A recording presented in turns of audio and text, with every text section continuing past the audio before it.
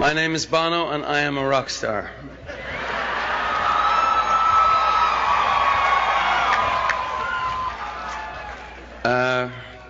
Don't get me too excited, because I use four-letter words when I get excited, and I'm that guy. But I'd just like to say to the parents, your children are safe, your country is safe.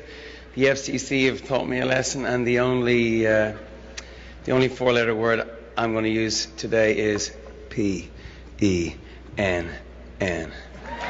Safe.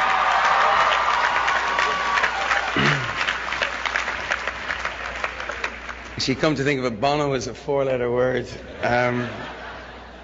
The whole business of obscenity, I don't think there's anything certainly more unseemly than the sight of a rock star in academic robes. It's a bit like when people put their King Charles Spaniels in little tartan sweats and hats. It's not natural. And it doesn't make the dog any smarter. It's like, no. It's true, we were here before with you two, and I would like to thank them for giving me a great life as well as you. I got a great rock and roll band that normally stand at the back when I'm talking to thousands of people in a football stadium. And they were here with me, I think it's 7 years ago. Actually, then there was some other sartorial problems. I was wearing a mirror ball suit at the time, and I emerged from a 40-foot high revolving lemon. It was a sort of cross between a spaceship, a disco, and actually just a plastic fruit. I guess it was at that point when your trustees decided to give me their highest honor. Doctor of Laws, wow. I know it's an honor, and it really is an honor, but are you sure? Doctor of Law, I mean, all I can think of is the laws I've broken. Yes.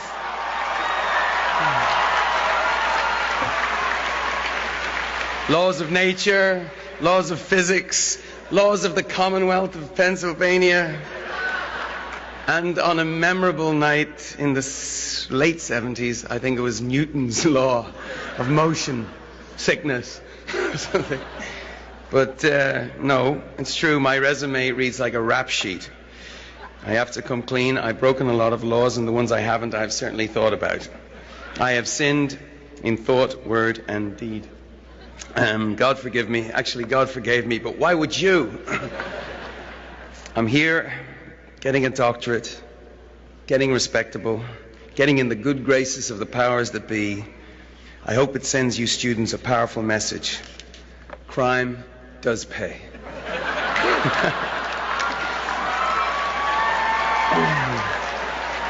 So I humbly accept the honor, keeping in mind the words of a British playwright, John Mortimer it was, no brilliance is needed in the law. Nothing but common sense and relatively clean fingernails. Well, at best, I've got one of the two of those. But no, I never went to college. I've slept in some strange places, but the library wasn't one of them. I studied rock and roll. And I grew up in Dublin in the 70s. Music was an alarm bell for me. It woke me up to the world. I was 17 when I first saw The Clash, and it just sounded like revolution. The Clash were like, this is a public service announcement with guitars. I was the kid in the crowd who took it at face value. Later I learned that a lot of the rebels were in it for the t-shirt. They'd wear the boots, but they wouldn't march. They'd smash bottles on their heads, but they wouldn't go to something more painful like a town hall meeting. By the way, I felt like that myself until recently. I didn't expect change to come so slow, so agonizingly slow.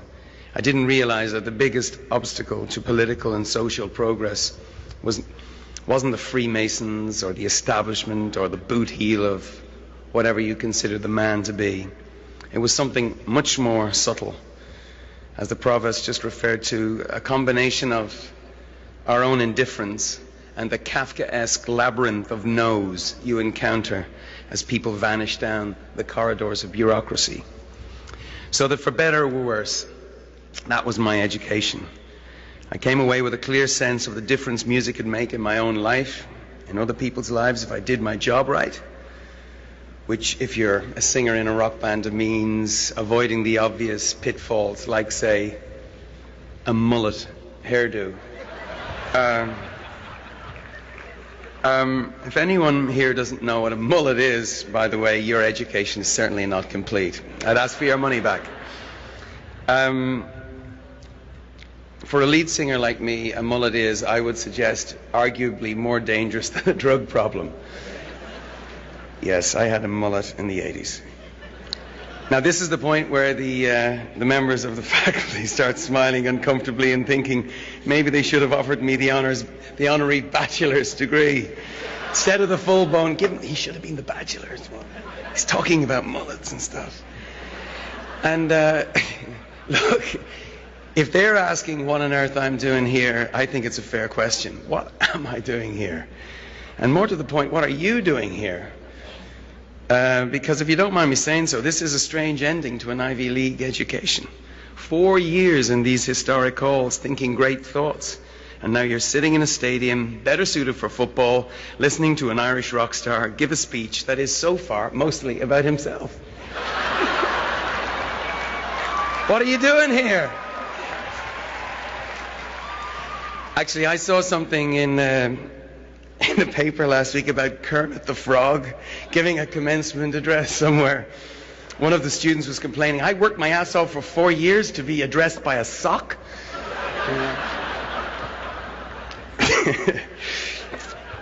You have worked your ass off for this.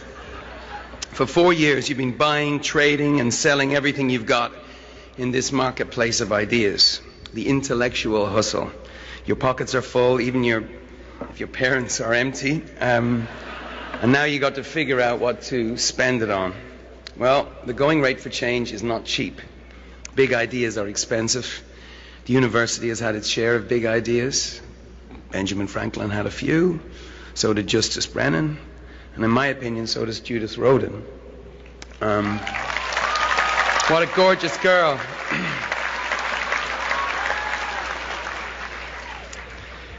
They all knew that if you're going to be good at your word, if you're going to live up to your ideals and your education, it's going to cost you.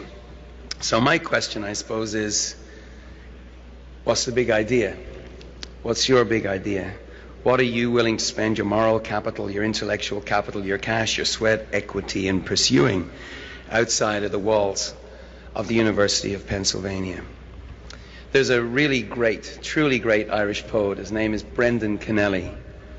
And he has this epic poem. It's called The Book of Judas.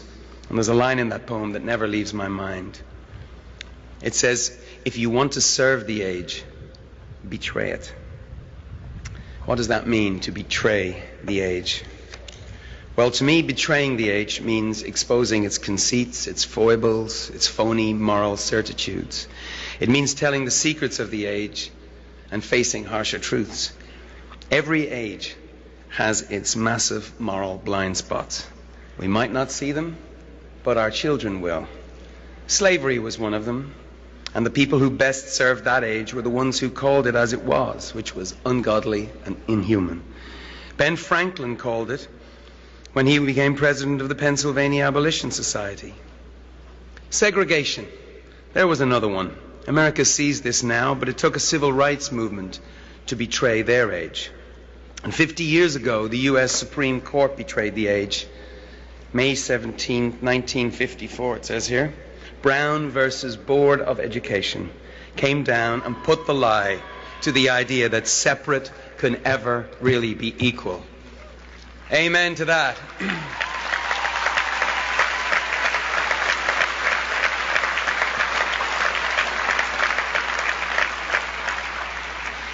Fast forward 50 years, May 17th, 2004. What are the ideas right now worth betraying? What are the lies we tell ourselves now? What are the blind spots of our age? What's worth spending your post-pen lives trying to do or undo? It might be something simple. It might be something as simple as our deep down refusal to believe that every human life has equal worth. Could that be it? Could that be it?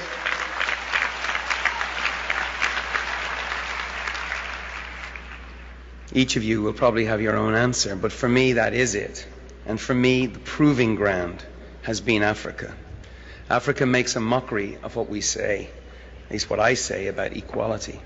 It questions our pieties and our commitments, because there's no way to look at what's happening over there and its effect on all of us and conclude that we actually consider Africans as our equal before God. There is no chance.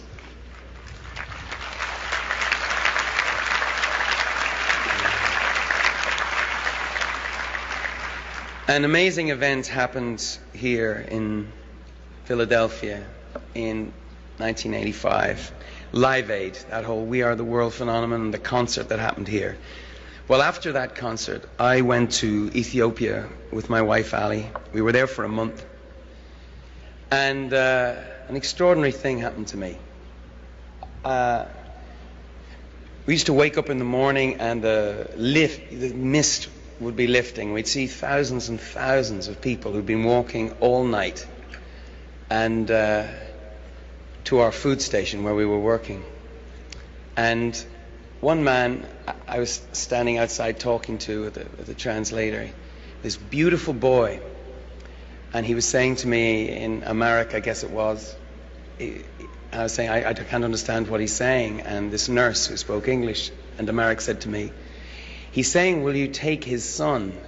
He's saying, please take his son. He would be a great son for you. And I was looking puzzled, and he said, you must take my son, because if you don't take my son will surely die. If you take him, he will go back to where he is and get an education. Probably like the ones we're talking about today. And of course I said, I had to say no, that was the rules there. And I walked away from that, and I've never really walked away from it. But I think about that boy and that man. And that's when I started this journey that's brought me here into this stadium. Because at that moment, I became the worst scourge on God's green earth, a rock star with a cause. Crikey. Except it isn't the cause. 7,000 Africans dying every day of preventable, treatable disease like AIDS. That's not a cause. That's an emergency. And when the disease gets out of control because most of the population live on less than $1 a day, that's not a cause. That's an emergency. And when resentment builds because of unfair trade rules and the burden of unfair debts, that are debts, by the way, that keep Africans poor, that's not a cause. That's an emergency.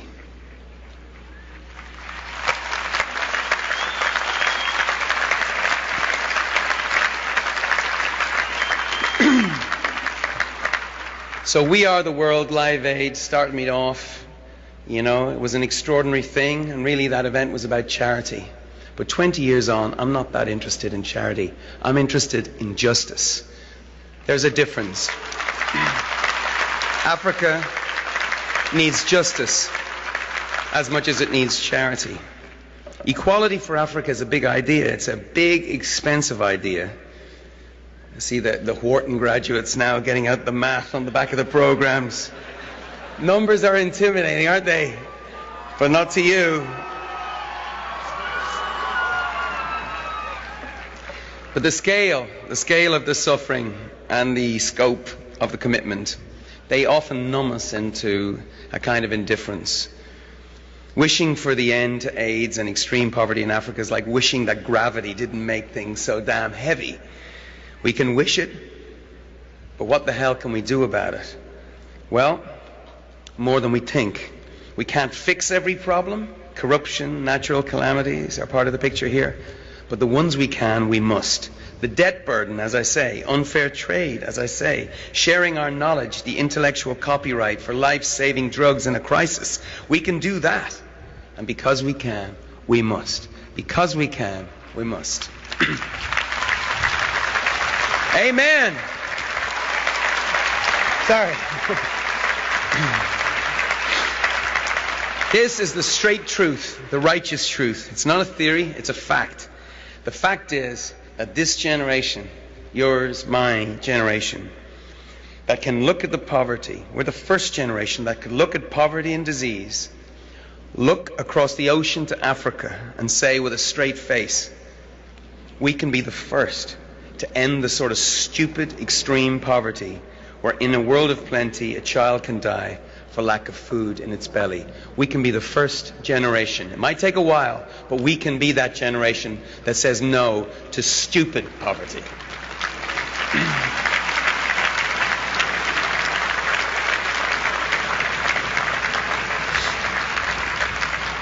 It's a fact. It's a fact. The economists confirm it.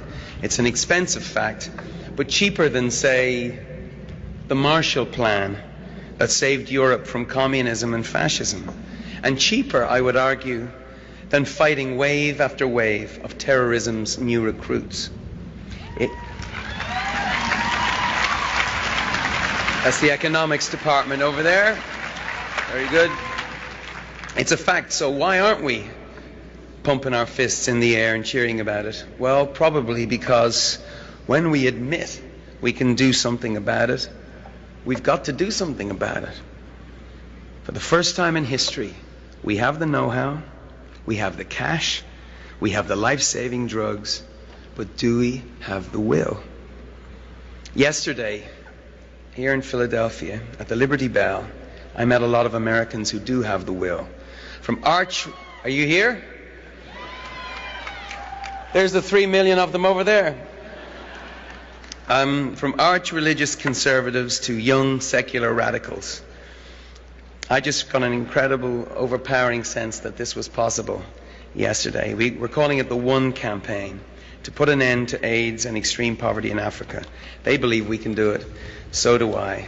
I really, really do believe it. And I just want you to know, I think this is obvious, but I'm not really going in for the warm, fuzzy feeling thing. I'm not a hippie. I do not have flowers in my hair. I come from punk rock, all right? The Clash wore army boots, not Birkenstocks, all right? I believe America can do this. I believe that this generation can do this. In fact, I want to hear an argument about why we shouldn't. I know idealism is not playing on the radio right now. You don't see it on TV. Irony is on heavy rotation. The knowingness, the smirk, the tired joke. I've tried them all out.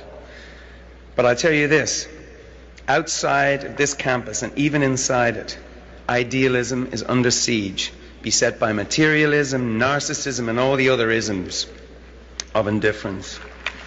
Fagism, shagism, ragism, thatism, graduatism, jismism, I don't know. Where's John Lennon when you need him? But I don't want to make you cop to idealism, not in front of your parents or your younger siblings. But what about Americanism? Will you cop to that at least? It's not everywhere in fashion these days, Americanism. Not very big in Europe, truth be told. No less on Ivy League college campuses. But it all depends on your definition of Americanism. Me, I'm in love with this country called America.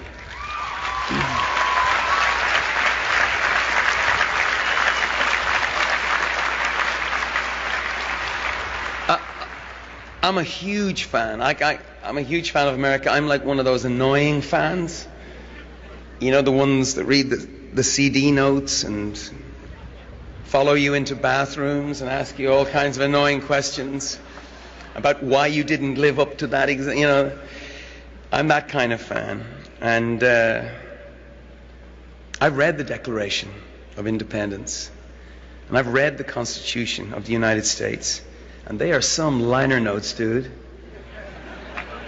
And as I said yesterday, I made my pilgrimage to Independence Hall. And I love America because America is not just a country, it's an idea. You see, my country, Ireland, is a great country, but it's not an idea. America is an idea, but it's an idea that brings with it some baggage, like power brings responsibility. It's an idea that brings with it equality, but equality, even though it's the highest calling, is the hardest to reach. The idea that anything is possible, that's one of the reasons I'm a fan of America. It's like, hey, look, there's the moon up there. Let's take a walk on it. Bring back a piece of it. That's the kind of America that I'm a fan of.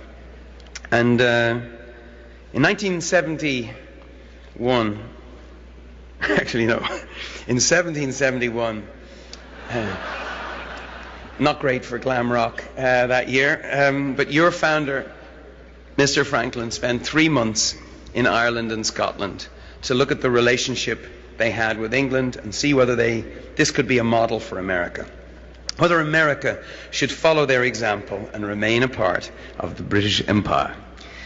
Franklin was deeply, deeply distressed by what he saw. In Ireland, he saw how England had put a stranglehold on Irish trade, how absentee English landlords exploited Irish tenant farmers, and how those farmers, in Franklin's words, lived in wretched hovels of mud and straw, were clothed in rags, and subsisted chiefly on potatoes. Not exactly the American dream.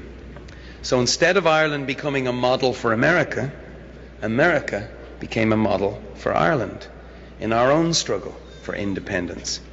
And when the potatoes ran out, millions of Irish men, women and children packed their bags, got on a boat and showed up right here. And we're still doing it. We're not even starving anymore. Loads of potatoes. In fact, if there's any Irish out there, I've breaking news from Dublin. The potato famine is over. You can come home now. Sorry. But why are we still showing up? Because we love the idea of America. We love the crackle and the hustle. We love the spirit that gives a finger to fate. The spirit that says there's no hurdle we can't clear and no problem we can't fix. Uh-oh, here comes the Brits. Only joking. Yeah, no problem we can't fix. So what's the problem that we want to apply all this energy and intellect to? Every era has its defining struggle, and the fate of Africa is one of ours. It's not the only one, but in the history books, it's easily going to make the top 5. What we did or what we did not do. It's a proving ground, as I said earlier, for the idea of equality. But whether it's this or something else, I hope you'll pick a fight and get in it. Get your boots dirty, get rough, steal your courage with a final drink there at Smokey Joe's. One last primal scream, and go. Sing the melody line you hear in your own head. Remember, you don't owe anybody any explanations. You don't owe your parents any explanations. You don't owe your professors any explanations. You know, I used to think that the future was solid or fixed or something like you inherited, like an old building that you move into and the previous generation moves out or gets chased out. But it's not. The future is not fixed. It's fluid. You can build your own building or hut or condo, whatever. This is the metaphor part of the speech, by the way. But my point is that the world is more malleable than you think, and it's waiting for you to hammer it into shape. Now, if I were a folk singer, I would immediately launch into If I Had a Hammer right now, get you all singing and swaying. But as I say, I come from punk rock, so I'd rather have the bloody hammer right here in my fist. That's what this degree of yours is. A blunt instrument. So go forth and build something with it. And remember what John Adams said about Ben Franklin. He does not hesitate at our boldest measures, but rather seems to think us too irresolute. Well, this is the time for bold measures. And this is the country. And you are the generation. Thank you. Thank you very much.